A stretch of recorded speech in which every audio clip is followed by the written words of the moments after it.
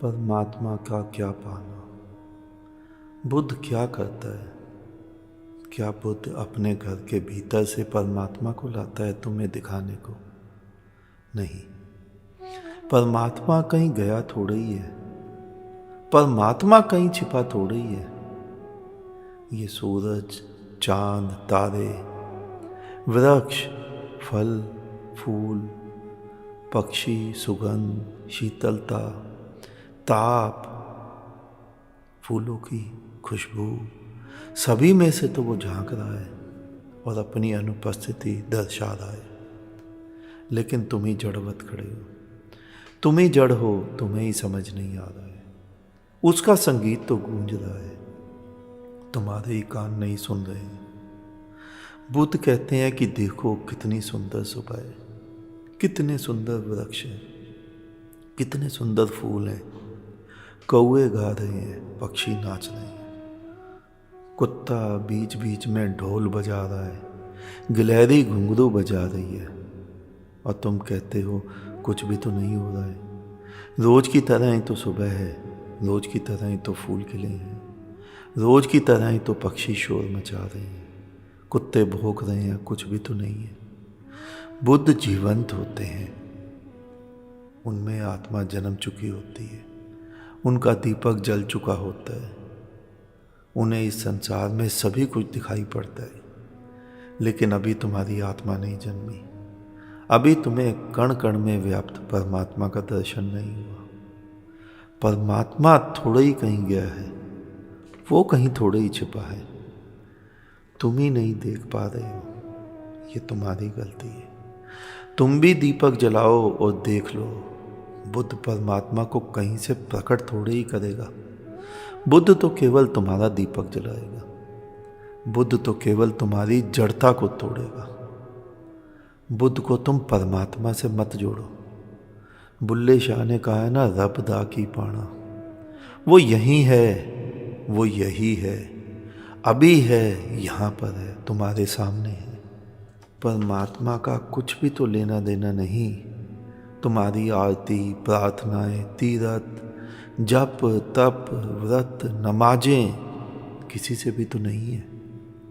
लेकिन बुद्ध कहते हैं केवल अपनी बात करो, क्योंकि तुमसे लेना देना है।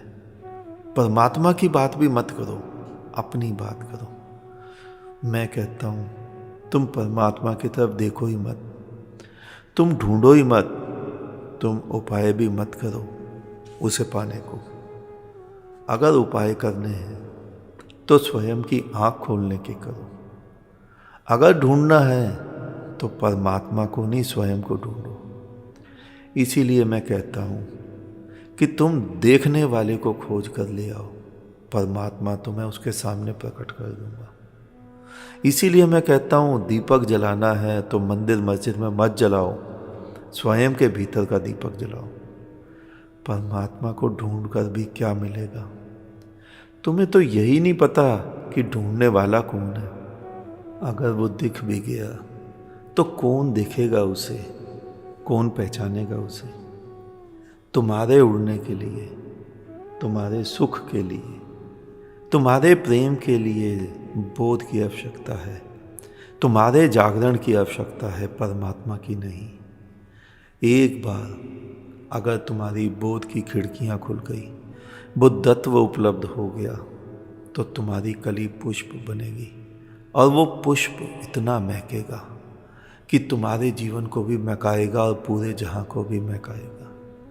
और इसी सुगंध का नाम, इसी विशाल प्रेम का नाम तो परमात्मा है, भगवत्ता है, विराट है, ईश्वर है, खुदा है। परमात्मा कोई व्यक्ति नहीं है। तुम्हारे भीतर भी जब तुम्हारी कली खिलेगी, तुम्हारा सहस्त्र दल कमल खिलेगा, और जब तुम्हारी आत्मा विस्तृत होकर संपूर्ण जहां को आच्छादित कर लेगी, उसी विराट का नाम परमात्मा है, उसी विराट का नाम भगवत्ता है, तुम्हारे उसी होने का नाम खुदा है। लेकिन इस सभी का तुम्हारे उपायों से कुछ भी लेना देना नहीं।